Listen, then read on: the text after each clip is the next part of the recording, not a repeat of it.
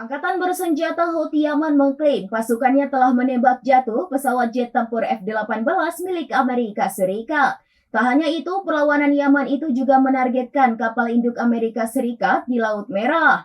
Keberhasilan Angkatan bersenjata Yaman ini diumumkan pada Minggu 22 Desember lalu. Dikutip dari Al-Mayadin via Tribun News pada Selasa 24 Desember, mereka mengaku menggagalkan serangan Amerika Serikat Inggris di Sanaa.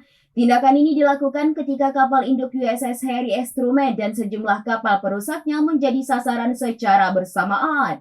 Menurut Angkatan Bersenjata Yaman, operasi tersebut dilakukan dengan 8 rudal bersayap dan 17 drone. Selain itu, pasukan Yaman juga memaparkan sejumlah hasil operasi kualitatif pertama mereka. Yang pertama adalah jatuhnya pesawat F-18 ketika kapal perusak berusaha menghadapi drone dan rudal Yaman. Operasi tersebut juga menyebabkan sebagian besar pesawat tempur musuh meninggalkan wilayah udara Yaman. Mereka selanjutnya menuju perairan internasional di Laut Merah. Sementara itu, Pusat Komando Amerika Serikat mengklaim jet tempurnya jatuh ditembak oleh kapal perangnya sendiri. Meski kehilangan pesawat canggih, Pentagon bersyukur karena 2 pilotnya selamat dalam insiden tersebut. Saat ini Pentagon masih melakukan penyelidikan terkait insiden itu.